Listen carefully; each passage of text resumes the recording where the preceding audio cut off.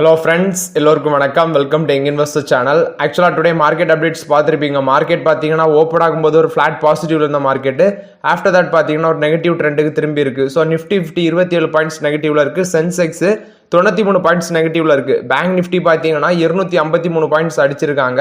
Most of the bank stocks HDFC bank, ICICI bank இது எல்லாமே நெகட்டிவ்ல தான் இருந்துச்சு. ஐடி செக்டார் பார்க்கும்போது 26 பாயிண்ட்ஸ் நெகட்டிவ்ல இருக்கு. பிஎஸ் ஸ்மால் கேப் பார்த்தீங்கன்னா 105 பாயிண்ட்ஸ் நெகட்டிவ்ல இருக்கு. இது வந்து நான் பார்க்கும்போது 1 o'clock நான் எடுத்த டீட்டெயில்ஸ். இது பார்த்தீங்கன்னா மார்க்கெட் டீட்டெயில்ஸ். ஃபர்ஸ்ட் நியூஸ் பார்த்தீங்கன்னா டைட்டன்ல வந்து அப்டேட். ஆக்சுவலாக டைட்டன் பார்த்தீங்கன்னா 4% அடிச்சிருக்காங்க இந்த ஷேர். இதில் ரீசன் ஆல்ரெடி நான் அப்டேட் பண்ணியிருந்தேன். ஸோ இவங்களோட கோல்டு பிஸ்னஸ் பார்த்தீங்கன்னா கீழே உள்ள சான்சஸ் இருக்கு. அது மட்டும் இல்லாமல் இவங்களோட ரெவன்யூ ஃப்ரம் கோல்டு வந்து குறையதுக்கு வாய்ப்பு இருக்கு அப்படின்னு சொல்லி ஆல்ரெடி கோட்டக் ஈக்விட்டிஸ் பார்த்தீங்கன்னா டவுன் கிரேட் பண்ணியிருந்தாங்க. அது மட்டும் இல்லாமல் அவங்களோட பிசினஸ் அப்டேட்டும் ரீசெண்டாக வெளியே வந்துருந்துச்சு. அவங்களோட ஜுவல்லரி பிசினஸ்ல ரெவன்யூ growth 9% இருக்கும் அப்படின்னு சொல்லியிருந்தாங்க ஜூன் குவார்டர்ல. இதே ஒரு லோவர் எக்ஸ்பெக்டேஷன் தான் அப்படின்னு சொல்றாங்க. ரீசன் பார்க்கும்போது பார்த்தீங்கன்னா அவங்களோட கோல்டு பிஸ்னஸ் எடுத்து பார்க்கும்போது கோல்டு பார்த்தீங்கன்னா முந்தின குவார்டரை கம்பேர் பண்ணும்போது இந்த குவார்டரில் கோல்டோட விலை அதிகமாக இருக்கு. ஸோ அதில் தான் பார்த்தீங்கன்னா இந்த கோல்டு சேல்ஸ் மூலமாட்டம் அவங்களுக்கு ரெவன்யூ ப்ராஃபிட்ல இருக்க தவிர அந்த கோல்டு குவான்டிட்டி வைஸ், அதாவது கோல்டு இவ்வளோ இது சேல்ஸ் ஆயிருக்குன்னு பார்க்கும்போது கம்மியாக தான் சேல்ஸ் ஆயிருக்கு. அந்த பிரைஸ் இன்க்ரீஸ் ஆனதுனால தான் பார்த்தீங்கன்னா இவங்களோட கோல்டு ரெவன்யூ இன்க்ரீஸ் ஆயிருக்கு அப்படின்னு சொல்லியிருக்காங்க. ஸோ ஓவரால் இவங்களோட கோல்டு பிஸ்னஸ் ப்ரெஷர்ல இருக்குன்னு சொல்றாங்க. ரீசன் பார்க்கும்போது இவங்களோட கோல்டு பிராண்டான தனிஷ்க்கு வந்து கல்யாண் ஜுவல்லர்ஸ் மற்ற கோல்டு சேல் கம்பெனிலாம் பார்த்தீங்கன்னா ஒரு ப்ரெஷர் இது காம்படிஷனாக இருக்கிறாங்க நல்லா அப்படின்னு சொல்றாங்க. ப்ளஸ் வந்து பார்த்தீங்கன்னா கோல்டு ப்ரைஸ் வந்து ரொம்பவே இன்க்ரீஸ் ஆகிட்டு போகுது. அது வந்து மிடில் கிளாஸ் அவங்க வந்து வாங்குறதுக்கு கொஞ்சம் ஸ்ட்ரகிள் பண்ணுறாங்க. ஸோ இது மாதிரி நிறைய ரீசன் இருக்கு இவங்களோட கோல்டு பிஸ்னஸ் அடி வாங்குறதுக்கு. ஸோ டைட்டனுக்கு பார்த்தீங்கன்னா இவங்க JP மார்கன் வந்து டவுன் கிரேட் பண்ணியிருக்காங்க. ஓவர் வெயிட்ல இருந்து நியூட்ரலுக்கு மாற்றிருக்காங்க. முன்னாடி பார்த்தீங்கன்னா 3850 ரூபா டார்கெட் ப்ரைஸ் கொடுத்துருந்தாங்க டைட்டனுக்கு. இப்போ 3450 ரூபாய்ட்டு குறைச்சிருக்காங்க டார்கெட் ப்ரைஸை. ஸோ இது பார்த்தீங்கன்னா அவங்க 2 நாளுக்கு முன்னாடியே கொடுத்துருந்தாங்க, லாஸ்ட் ஃப்ரைடே கொடுத்துருந்தாங்க. ஸோ அதனால இன்னைக்கு ஷேர் ப்ரைஸ் பார்த்தீங்கன்னா 4% கிட்ட அடிச்சிருக்காங்க. 3126 ரூபா வரைக்கும் வந்தது. இப்போ 3145 அந்த ரேஞ்சில் ட்ரேட் ஆகிட்டு இருக்கு. இது டைட்டனை பொறுத்த வரைக்கும் அப்டேட். டைட்டன் பார்த்தீங்கன்னா இன்னைக்கு 4% கீழே விழுந்திருக்கு. நெக்ஸ்ட் பார்த்தீங்கன்னா இன்னைக்கு ரயில்வே ஸ்டாக்ஸ் எல்லாமே நல்ல ஒரு பெர்ஃபார்மன்ஸ் கொடுத்துருந்துச்சு மார்க்கெட்டில். ஃபர்ஸ்ட் பார்த்தீங்கன்னா RVNL ரயில் விகாஸ் நிகம் லிமிடெட் இன்னைக்கு மட்டுமே 13% ரேலியாக இருக்கு. 567 வரைக்கும் போச்சு இந்த ஷேரு. ஸோ அப்புறம் பார்த்தீங்கன்னா ஒரு 540 550 அந்த ரேஞ்சிலேயே சுற்றிட்டு இருக்கு இந்த ஸ்டாக்கு. ஸோ இந்த ஸ்டாக் வந்து 400 ரேஞ்சிலே நம்ம டிஸ்கஸ் பண்ணோம். இவங்களோட ஆர்டர் புக் இந்த வேல்யூஷன்லாம் வச்சு நம்ம டிஸ்கஸ் பண்ணியிருந்தோம். ஸோ இந்த ரயில்வே ஸ்டாக்ஸ் எல்லாமே இன்னைக்கு மேலே போகிற ரீசன் ஃபர்ஸ்ட் அந்த ரயில்வே ஸ்டாக்ஸ் எல்லாம் பார்த்துடலாம்.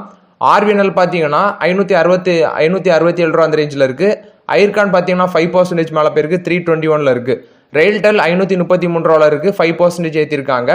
IRFC Indian railway finance corporation பார்த்தீங்கன்னா 206 ரூபா வரைக்கும் போச்சு. அப்புறம் 198 ரூபா அந்த ரேஞ்சில் ட்ரேட் ஆகிட்டு இருந்துச்சு, அதுவும் 6% ஏற்றிருக்காங்க. ஓவரால் இந்த ரயில்வே ஸ்டாக்ஸ் எல்லாமே நல்ல ஒரு பெர்ஃபார்மன்ஸ் இன்னைக்கு மார்க்கெட்டில் கொடுத்துருக்கு. இதற்கு ரீசன் பார்த்தீங்கன்னா அப்கமிங் பட்ஜெட்ல வந்து ரயில்வே மினிஸ்டர் அஸ்வினி வைஷ்ணவ் என்ன சொல்லியிருக்காருன்னா புது பிளான் வந்து ரயில்வேயோட புது பிளான் சொல்லியிருக்காரு. 2500 நியூ ஜெனரல் பேசஞ்சர் கோச்சஸும் 10,000 அடிஷனல் கோச்சஸும் அடுத்து பார்த்தீங்கன்னா 50 நியூ அமிர்த் பாரத் ட்ரெயின் பார்த்தீங்கன்னா ப்ரொடக்ஷன் பண்ண போறோம் அப்படின்னு சொல்லியிருக்காங்க. இது வந்து high speed and luxury train service அப்படின்னு சொல்லியிருக்காங்க. ஸோ இந்த அப்டேட் வந்து இவர் ஃபினான்ஸ் இந்த ரயில்வே மினிஸ்டர் அஸ்வினி வைஷ்ணவ் கொடுத்ததுனால தான் இன்னைக்கு பார்த்தீங்கன்னா ரயில்வே ஸ்டாக்ஸ் எல்லாமே நல்ல ஒரு பெர்ஃபார்மன்ஸ் கொடுத்துருந்தாங்க. லாஸ்ட் வீக்ல இந்த RVNL நல்ல ஒரு பெர்ஃபார்மன்ஸ் கொடுத்துட்டு தான் இருந்துச்சு. பட் இந்த ரயில்வே ஸ்டாக் பேஸ் நியூஸ்லாம் பார்த்தீங்கன்னா யூனியன் பட்ஜெட்ல வர வாய்ப்பு இருக்கு அப்படின்னு சொல்லியிருக்காங்க. ஸோ அதனால இன்னைக்கு மார்க்கெட்ல பார்த்தீங்கன்னா இந்த ரயில்வே ஸ்டாக்ஸ்லாம் நல்ல ஒரு பெர்ஃபார்மன்ஸ் கொடுத்துருக்கு. இது பார்த்தீங்கன்னா ரயில்வே ஸ்டாக்ஸை பொறுத்த வரைக்கும் அப்டேட். நெக்ஸ்ட் இந்த ரயில்வே ஸ்டாக்ஸ் பார்த்தீங்கன்னா 2024 பண்ண பெர்ஃபார்மன்ஸ் பார்க்கலாம். ஃபர்ஸ்ட் பார்த்தீங்கன்னா இவங்க IRFC இவங்க பார்த்தீங்கன்னா 2024 ஸ்டார்டிங்ல 1,15,000 கோடி தான் அவங்களோட மார்க்கெட் கேபிடேஷன் இருந்துச்சு. இப்போ அது 2,40,000 கோடி மேலே தாண்டி இருக்கு. RVNL பார்த்தீங்கன்னா 64,000 crores அந்த மார்க்கெட் கேபிடேஷன் இப்போ 1,02,000 crores அது மாதிரி இருக்கு. அதாவது 1,02,384 கோடி இன்க்ரீஸ் ஆயிருக்கு. ஐர்கானோடது பார்க்கும்போது 12,000 கோடியா இருந்தது, இந்த மார்க்கெட் கேபிடேஷன் இப்போ 28,000 கோடியா மாறி இருக்கு. IRCTC பார்த்தீங்கன்னா 10,000 கோடியா இருந்தது, இப்போ 82,000 கோடியாட்டு மாறி இருக்கு இந்த 2024. ரெயில்டெல் பார்க்கும்போது 5,772 கோடியா இருந்தது, 16,680 கோடியா மாறி இருக்கு அப்படின்னு சொல்லியிருக்காங்க. ஸோ இந்த 2024 மட்டும் இந்த 5 ரயில்வே ஸ்டாக்ஸ் நான் சொன்னதோட ரயில்வே ஸ்டாக்ஸோட மார்க்கெட் கேபிடேஷன் 2,09,203 கோடி இன்க்ரீஸ் ஆயிருக்கு அப்படின்னு சொல்லியிருக்காங்க. இது பார்த்தீங்கன்னா இந்த ரயில்வே ஸ்டாக்ஸை பொறுத்த வரைக்கும் அப்டேட்.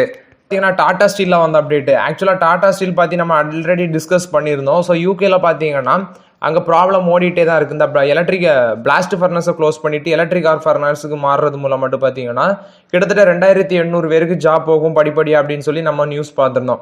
இப்போ அங்கே பார்த்தீங்கன்னா கவர்மெண்ட் சேஞ்ச் ஆகிட்டாங்க. ஃபர்ஸ்ட் இந்த கன்சர்வேட்டிவ் பார்ட்டி போயிட்டு இப்போ வந்து பார்த்தீங்கன்னா லேபர் பார்ட்டி வந்து நியூ கவர்மெண்ட் ஃபார்ம் பண்ணியிருக்காங்க. ஆக்சுவலாக முதல் இருந்த ரிஷி சுனக் என்ன சொல்லியிருந்தாங்கன்னா நான் உங்களுக்கு 500 மில்லியன் யூரோ வந்து தாரேன்னு சொல்லியிருந்தாரு. இப்போ வந்து இவங்க கொடுக்குறாங்களா அப்படின்னு தெரியல. பட் இப்போ அந்த நியூ யூகே கவர்மெண்ட் பார்த்தீங்கன்னா கேர் ஸ்டாமர் அவரோட நேமு. அவங்க வந்து டாடா ஸ்டீல் இந்த அவங்களோட கவர்மெண்ட் பார்த்தீங்கன்னா டாடா ஸ்டீல் அந்த யூனியன் கூட பேச்சுவார்த்தையில் இருக்கிறாங்க. ஆக்சுவலாக அந்த ஜாப் லாஸஸ் பற்றி வேறு எதுவும் ஆப்பர்ச்சுனிட்டி இருக்குது அப்படின்னு சொல்லிட்டு அந்த நியூலி எலெக்டட் கவர்மெண்ட் பார்த்தீங்கன்னா டாடா ஸ்டீலில் பேச்சுவார்த்தையில் இருக்கிறாங்க அப்படின்னு சொல்லி ஒரு நியூஸ் வந்திருக்கு. ஸோ ஓவராலாட்டு டாடா ஸ்டீலோட ஷேர் ப்ரைஸ் இன்னைக்கு எடுத்து பார்க்கும்போது 1% அடிச்சிருந்தாங்க. 172 அந்த ரேஞ்சில் ட்ரேட் ஆகிட்டு இருந்துச்சு. ஈவன் நோ இப்போ பார்த்தீங்கன்னா டாடா ஸ்டீல் இப்போதைக்கு கன்சிடர் பண்ண முடியாது. ஸோ டாடா ஸ்டீலில் இப்போதைக்கு வாய்ப்புகள் இல்லை. ஸோ வெயிட் பண்ணுங்கள். நெக்ஸ்ட் பார்த்தீங்கன்னா HDFC பேங்க். ஆக்சுவலாக அந்த பேங்க் பார்த்தீங்கன்னா ரீசெண்டாக ஒரு அப்டேட் கொடுத்துருந்தாங்க. ஜூலை 13 வந்து அவங்க சிஸ்டம் அப்கிரேட் பண்ண போகிறாங்க அப்படின்னு சொல்லியிருந்தாங்க. இதனால நியர்லி 14 ஹவர்ஸ் பார்த்தீங்கன்னா அவங்களோட அந்த யூபிஐ டிரான்சாக்ஷன் ATM வித்ட்ராவல்ஸ் இது எல்லாமே பார்த்தீங்கன்னா இஷ்யூ இருக்கும். ஸோ அந்த டைமில் வந்து கஸ்டமர்ஸ் இதை வந்து எதிர்பார்க்காதீங்க அப்படின்னு சொல்லியிருக்காங்க. ஸோ அதுக்கான டைமு டேட் எல்லாம் பார்த்தீங்கன்னா அந்த ஆர்டிகளை வந்து டெலகிராம் குரூப்லேயே ஷேர் பண்ணியிருந்தேன். ஸோ அதில் செக் பண்ணிக்குவாங்க. இது HDFC பேங்கோட கஸ்டமர்ஸ்க்கான அப்டேட்டு. நியர்லி 13.5 ஹவர்ஸ் பார்த்தீங்கன்னா அவங்க வந்து சிஸ்டம் அப்கிரேட் பண்ணுறாங்க. ஸோ அதில் வந்து இந்த மாதிரி சிஸ்டம்ஸ் எல்லாமே ஒர்க் ஆகுது. இந்த யூபிஐ டிரான்சாக்ஷன் ATM வித்ட்ராவல்ஸ் எல்லாமே ஒர்க் ஆகாது அப்படின்னு சொல்லியிருக்காங்க. இது வந்து HDFC பேங்கோட கஸ்டமர்ஸ்க்கான அப்டேட்டு. நான் ஷேர் ப்ரைஸ் பார்த்தீங்கன்னா 1% அடிச்சிருந்தாங்க. 1630 அந்த ரேஞ்சில் ட்ரேட் ஆகிட்டு இருந்துச்சு HDFC bank. So HDFC bank வந்து நம்ம எக்ஸ்பெக்ட் பண்ணுற லெவல் அட்லீஸ்ட் வந்து 1500 கீழே வந்துச்சுன்னா ஸ்லோவாக கன்சிடரேஷன் பண்ணலாம். இது HDFC பேங்கை பொறுத்த வரைக்கும் அப்டேட். நெக்ஸ்ட் பார்த்தீங்கன்னா HDFC பேங்க்ல இன்னொரு அப்டேட்டும் வந்திருக்கு. அவங்க அந்த லோனுக்கான லெண்டிங் ரேட், அதாவது அந்த இன்ட்ரெஸ்ட் ரேட் பார்த்தீங்கன்னா இன்க்ரீஸ் பண்ணியிருக்காங்க. 10 பேசிஸ் பாயிண்ட் வரைக்கும் இன்க்ரீஸ் பண்ணியிருக்காங்க. அந்த MCLRன்னு சொல்லுவாங்க, marginal cost of funds based lending ரேட்டுன்னு சொல்லுவாங்க. அதுதான் இன்க்ரீஸ் பண்ணியிருக்காங்க. ஃபர்ஸ்ட் பார்க்கும்போது இந்த ஓவர் நைட் டென்யூர்னு ஒன்று சொல்கிறாங்க. அது 10 பேசிஸ் பாயிண்ட் 8.95%லேருந்து 9.05% இன்க்ரீஸ் பண்ணியிருக்காங்க. அடுத்தது 1 மந்த் டென்யூருக்கு வந்து 9%லேருந்து 9.10% இன்க்ரீஸ் பண்ணியிருக்காங்க. இது 10 பேசிஸ் பாயிண்ட்.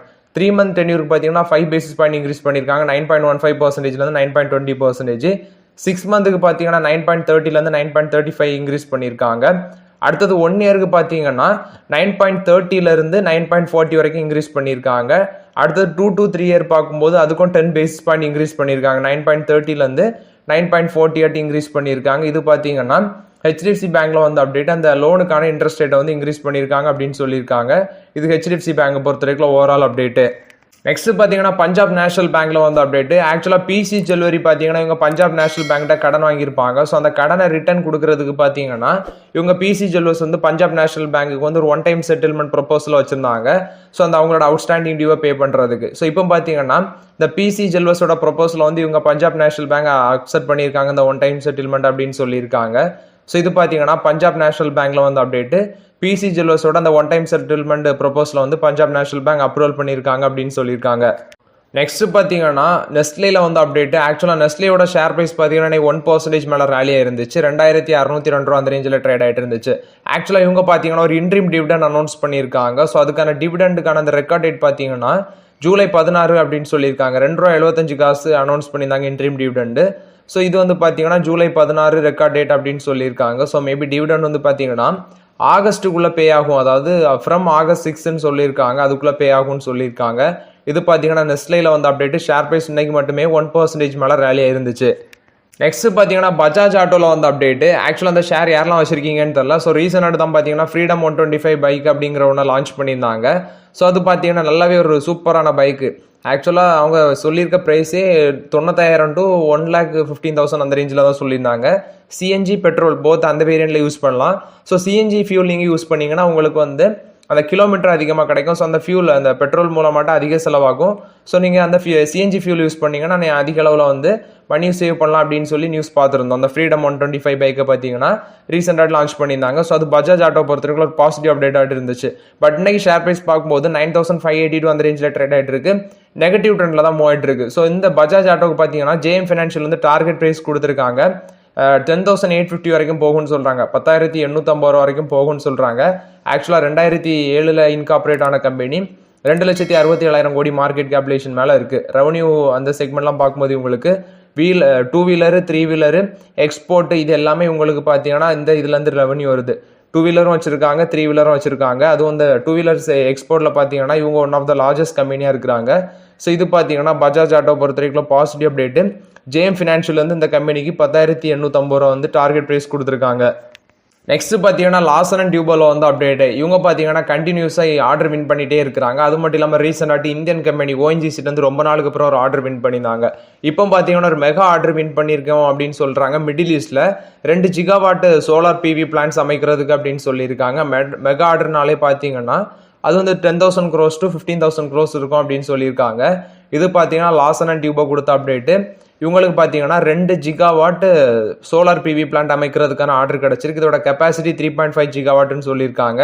இது L&T லார்சன் அண்ட் டியூபோ பொறுத்த வரைக்கும் one of the positive update பார்க்கப்படுது. நெக்ஸ்ட் பார்த்தீங்கன்னா BPCL வந்து அப்டேட். ஆக்சுவலாக அன்றைக்கி இந்த ஆயில் மார்க்கெட்டிங் கம்பெனிஸ் எல்லாமே நெகட்டிவ்ல தான் இருந்துச்சு. அதுவும் இந்த BPCL பார்த்தீங்கன்னா 300 ரூபாயில் இருந்துச்சு. 2% அடிச்சிருக்காங்க அன்னைக்கு.